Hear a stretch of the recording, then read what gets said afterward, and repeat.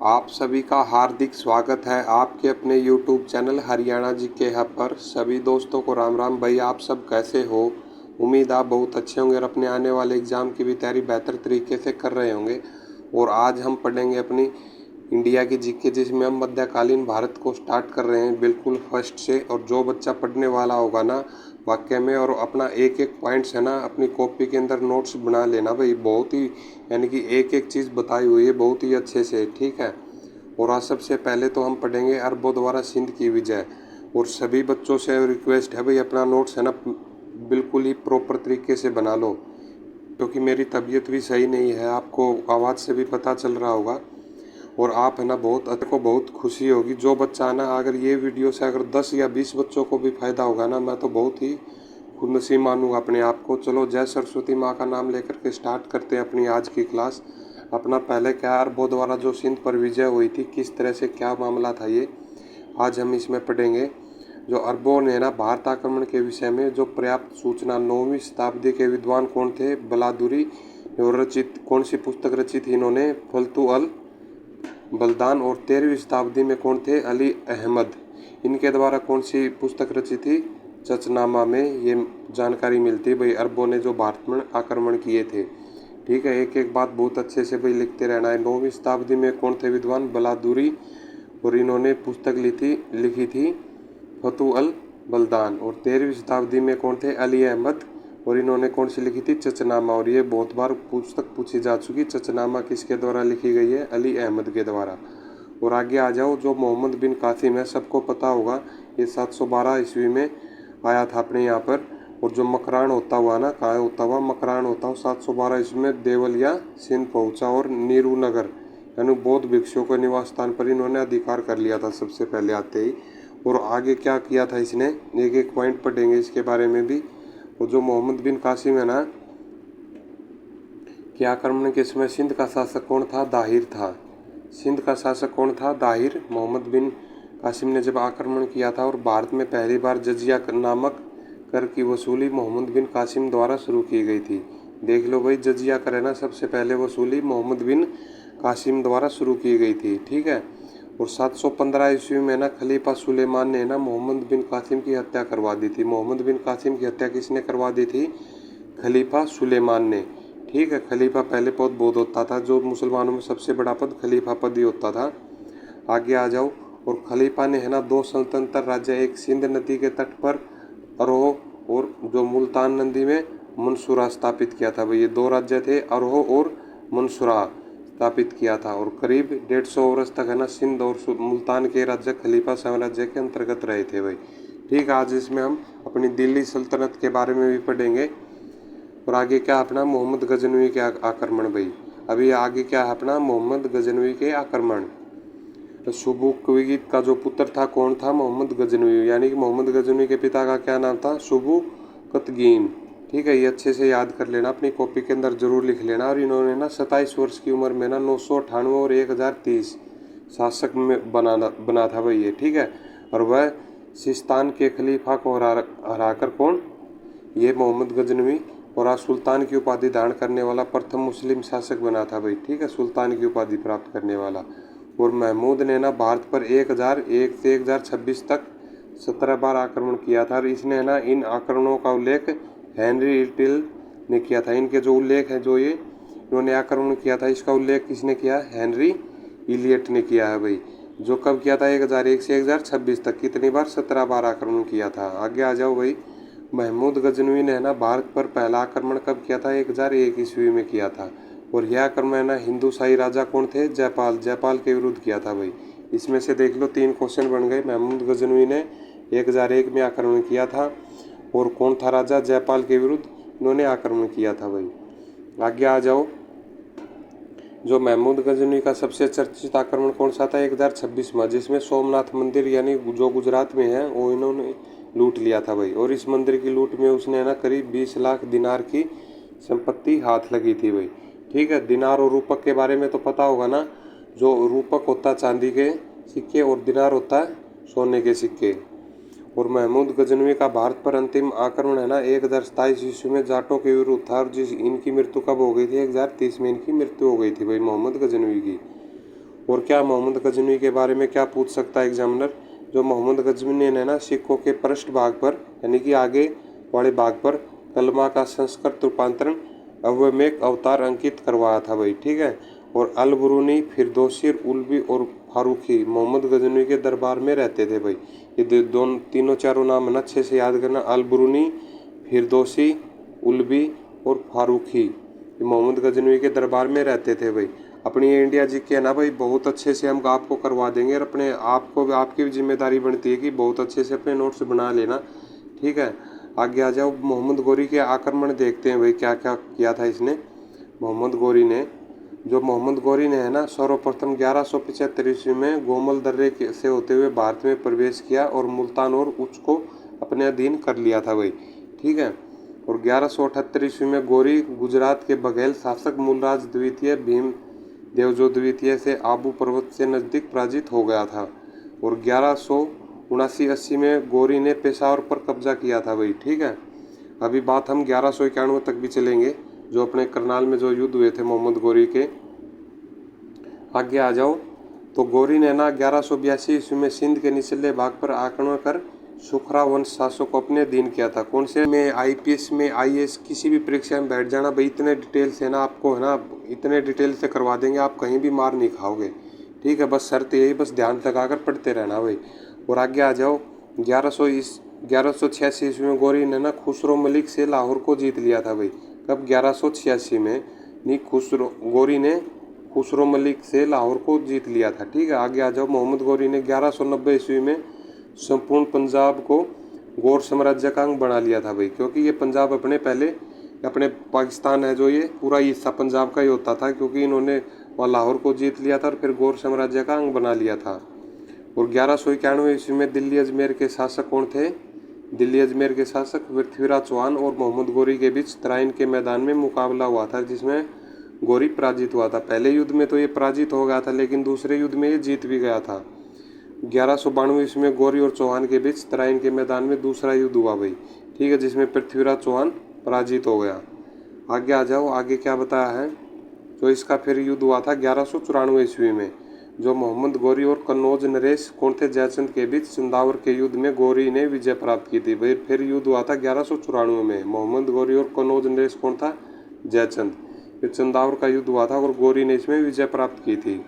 आगे आ जाओ, फिर उसने युद्ध किया भाई 95 और 96 में, गोरी ने चुनार के पास जाटों और राजपूतों को पराजित किया भाई, ठीक है। और फिर आ जाओ 1205 ईस्वी में गोरी ने ना खोखरों को पराजित किया भाई, ठीक है, जाति होती है खोखरो। गजनवी वापसी के मार्ग में ना 15 मार्च 1206 ईस्वी को है ना आफरीदी यानी कर्मामार्थी कबीलों द्वारा सिंध नदी के पास देमक नामक स्थान पर नमाज पढ़ते वक्त धोखे से मोहम्मद गोरी की हत्या कर दी भाई। ये वैसे तो मरने वाला नहीं था, लेकिन धोखे से ही हत्या हुई थी भाई नमाज पढ़ते हुए इसकी, ठीक है। कब? 15 मार्च 1206 ईस्वी को। आगे आ जाओ, आगे क्या बता रहे हैं, जो मोहम्मद गोरी के सिक्कों में ना एक तरफ शिव और एक नंदी बैल की आकृति और देवनागरी लिपि में पृथ्वीराज और दूसरी तरफ घोड़े के साथ मोहम्मद बिन शाम लिखा हुआ भाई, ठीक है। कौन लिखा हुआ है? मोहम्मद बिन शाम लिखा हुआ, ठीक है। ये सब अच्छे से भाई अपनी कॉपी के अंदर जरूर लिख लेना। और जो मोहम्मद गोरी के ना कुछ सिक्कों पर लक्ष्मी की आकृति देहलीवाल यानी अंकित रहती है भाई, लक्ष्मी की जो आकृति है वो भी अंकित है भाई मोहम्मद गोरी के सिक्कों पर, ठीक है भाई। ये था अपना आज का जो अरब की जो सिंध विजय हुई थी जो भी था, तो आज अपना ये चैप्टर था, और इससे आगे हम पढ़ेंगे भाई अब दिल्ली सल्तनत, ठीक है। सबसे पहले तो दिल्ली सल्तनत के ना प्रमुख वंश कौन कौन से थे आपको ये बता देते हैं थोड़ा सा। सबसे पहले वंश था अपना गुलाम वंश भाई। गुलाम वंश में सबसे पहला शासक कौन था? कुतुबिन ऐबक, ठीक है। वैसे ये 1290 तक चला था, ठीक है, गुलाम वंश, लेकिन सबसे पहले हम कुतुबिन ऐबक था जो ये 1206 से 10 तक रहा था। और आज हम बस इसके बारे में पढ़ेंगे डिटेल में, कुतुबिन ऐबक के बारे में।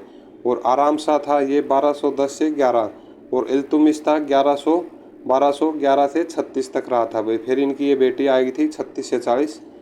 फिर रुकुनुद्दीन ये रजिया बेगम थी जो, ठीक है, ये 1236 से 1240 तक रही थी। और मुजुद्दीन बहराम शाह ये 1240 से 42 तक रहा था। उद्दीन मसूद शाह 1242 से 46 में, और नसरुद्दीन मोहम्मद 1246 से 66 में बना। और बलबन ये 66 से 87 तक रहा था भाई।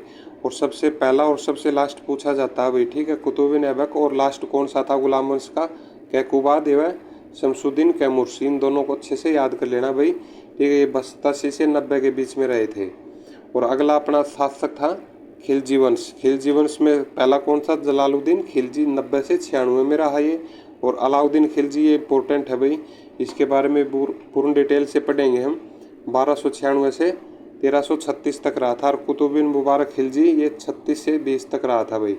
मोहम्मद बिन तुगलक ये 1325 से 51 में रहा। और फिरोज तुगलक ये रहा 1351 से 88 तक रहा। और जो अन्य शासक थे वो 1388 से 1414 तक रहे थे भाई, ठीक है। फिर आ जाता सैयद वंश। और खिजर खां 1414 से 21 तक रहा भाई। और मुबारक शाह ये 21 से 34 रहा था। और मोहम्मद शाह कब से रहा था? 34 से 45 तक रहा था। और अलाउद्दीन आलम शाह ये 45 से 51 तक रहा था भाई। और सबसे लास्ट वंश था लोधी वंश। और लोधी वंश में कौन कौन था? जो सबसे पहला शासक था बेलो लोधी, इसके बारे में बहुत पूछते हैं, पहला शासक कौन था और सबसे लास्ट शासक कौन था? ये सबसे लास्ट इब्राहिम लोधी था, जो बाबर के साथ युद्ध हुआ था 1526 में पानीपत का, उसी में ये हार गया था और लोधी वंश समाप्त हो गया था। ये 51 से 89 तक रहा था बेलो लोधी। और सिकंदर लोधी 89 से 1517 में रहा था। और इब्राहिम लोधी रहा था 1517 से 1526 में भाई, ठीक है। ये तो थे अपने वंश। और आज जो सबसे पहला अपना गुलाम वंश, गुलाम वंश जो 1206 से 90 तक रहा था। लेकिन जो गुलाम वंश में ये कौन था? कुतुबुद्दीन ऐबक, जो 1206 से 1210 तक रहा था। इसके बारे में आज संपूर्ण डिटेल से पढ़ेंगे भाई, ठीक है, गुलाम वंश के बारे में। आगे आ जाओ। अभी सबसे पहले क्या बता रहा है? जो 1206 से 90 ईस्वी तक है ना, दिल्ली सल्तनत पर शासन करने वाले तुर्क सरदारों का गुलाम वंश का शासक माना जाता है भाई। और इस काल में ना कुतुबी किसको कहा जाता था?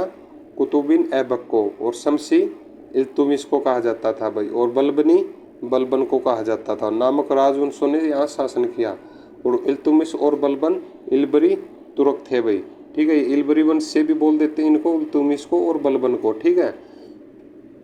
आगे आ जाओ। अगले पॉइंट में अपना क्या है? जो गुलाम वंश है, दास वंश, गुलाम वंश बोल दो या दास वंश बोल दो, कि सभी सुल्तानों में केवल 3 ही दास थे। कौन कौन से थे? कुतुबुद्दीन ऐबक था और इल्तुतमिश और बलबन, ठीक है भाई। अभी देख लेते हैं कुतुबुद्दीन ऐबक के बारे में, जो जिसका शासक कब से कब तक रहा था?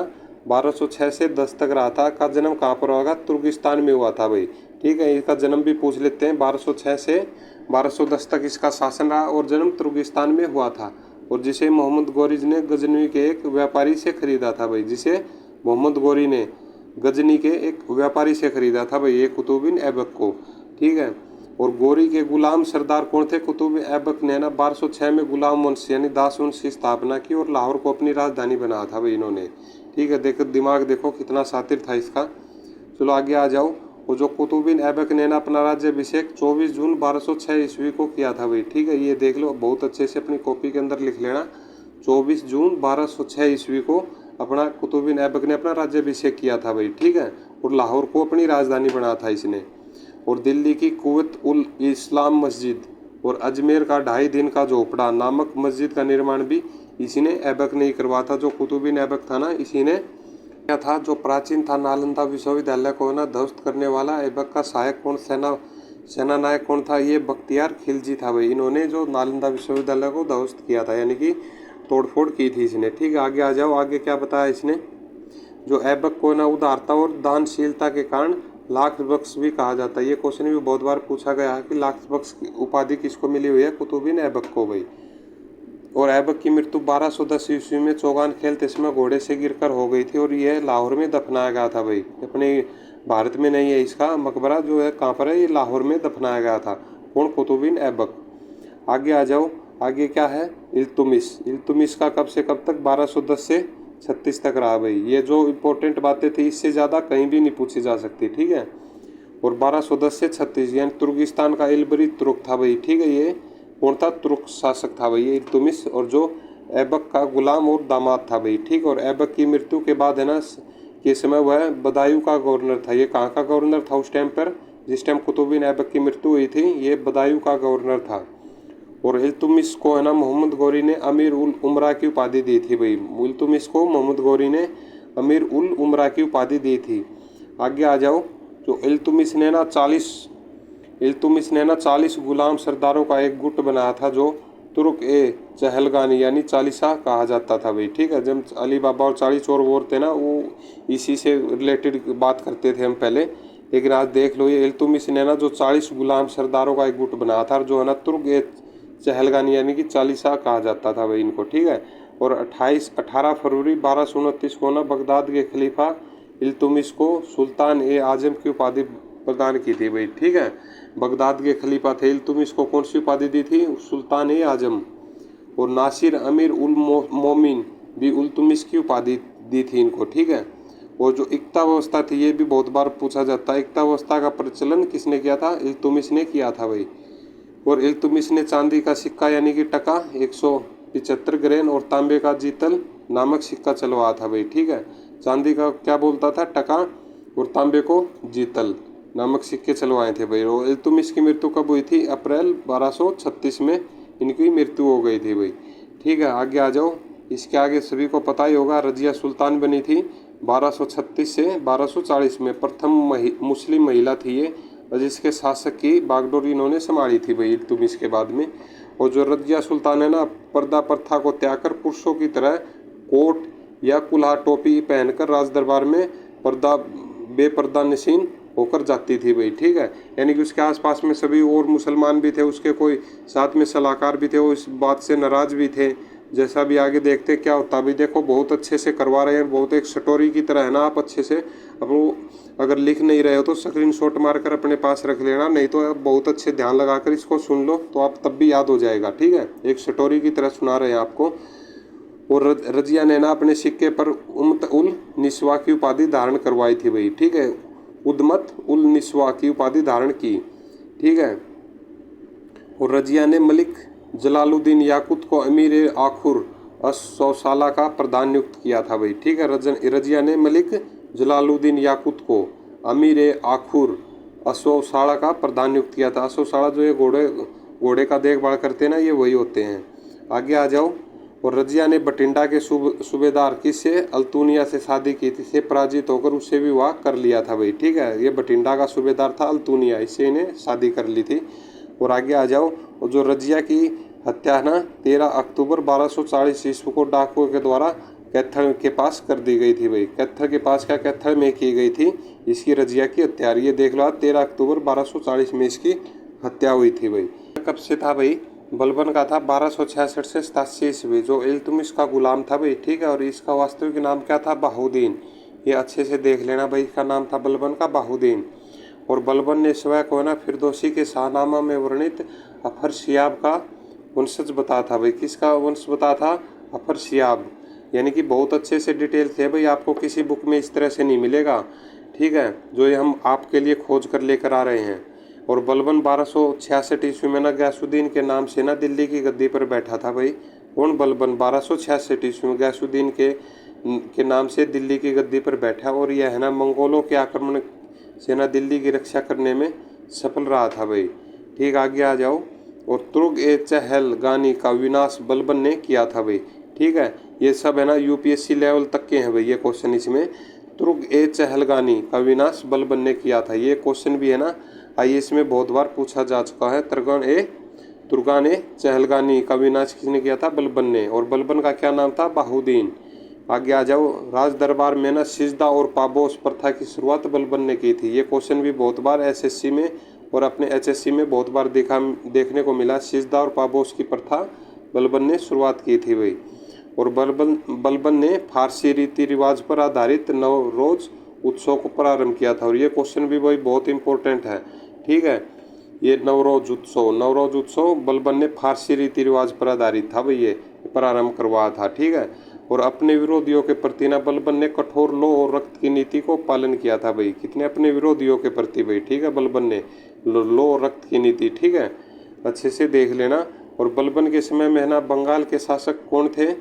तुगरिल खां ने विद्रोह किया था भाई। या बलबन के समय में बंगाल का शासक कौन था? तुगरिल खां ने विद्रोह किया था भाई। ये सब एचसीएस और आईपीएस आईएएस लेवल के हैं भाई ये। इनको अगर आप भी पढ़ोगे ना, यानी कि ये नहीं कि आपको ये नहीं फ़ायदा नहीं होगा, फ़ायदा होगा आपको स्टोरी का ही पता चलेगा। आप किसी और भी किसी तो अपने दूसरे फ्रेंड्स को भी बताने में बहुत अच्छे से गर्व महसूस करोगे भाई। ठीक है, आगे आ जाओ। और बलबन के दरबार में ना फारसी के प्रसिद्ध कवि कौन थे? अमीर खुसरो और अमीर हसन रहते थे भाई। किसके दरबार में? बलबन के दरबार में। फारसी के प्रसिद्ध कवि थे भाई ये। फारसी के कौन कौन थे? अमीर खुसरो और अमीर हसन। और बलबन ने है ना मलिक मुकुद्दीर को तुगरिलकुश की उपाधि प्रदान की थी। ठीक है, बलबन ने किसको? मलिक मुकुद्दीर को तुगरिलकुश की उपाधि प्रदान की थी भाई। और गुलाम वंश का अंतिम शासक कौन था? शमसुद्दीन क्यूमर्स था। और जलालुद्दीन, और जिसका सेनापति कौन था? जिसका सेनापति जलालुद्दीन फिरोज शाह खिलजी था भाई। ठीक है, इनके बाद में इनका ये सेनापति ये था। इसके बाद में फिर इन्होंने धोखे से अपना राज्य स्थापित किया। बस इसी से ये स्टोरी चलती रहेगी। और आपको अपनी आज की क्लास कैसी लगी अपना कमेंट्स करके ज़रूर बताना। और अपना फीडबैक आप है ना पक्का दिया करो फ्रेंड्स, आपको क्लास कैसी लगी और आपको किस तरह से और कौन सी क्लास या कौन सा आपको टॉपिक चाहिए, हम सब टॉपिक करवा देंगे। और अपनी करंट अफेयर करेंगे जो इंडिया की है, यानी अगस्त से ही शुरू कर देंगे। अगस्त महीना चल रहा है तो अगस्त से ही शुरू कर देंगे 2022 से। तो कल हम अपनी करंट अफेयर पढ़ेंगे और उसके बाद फिर अपनी यही सीरीज चलती रहेगी जो डेली करंट अफेयर की। अगर आपने आज की भी अपनी वीडियो नहीं देखी तो करंट अफेयर की वो भी ज़रूर देखना। एग्ज़ाम को देखते हुए बहुत ही हेल्पफुल वीडियो है। ज़रूर करें, शेयर करें। और जो दोस्त अपने पहली बार चैनल पर आए हैं सब्सक्राइब करके ज़रूर जाना। जय हिंद, जय भारत।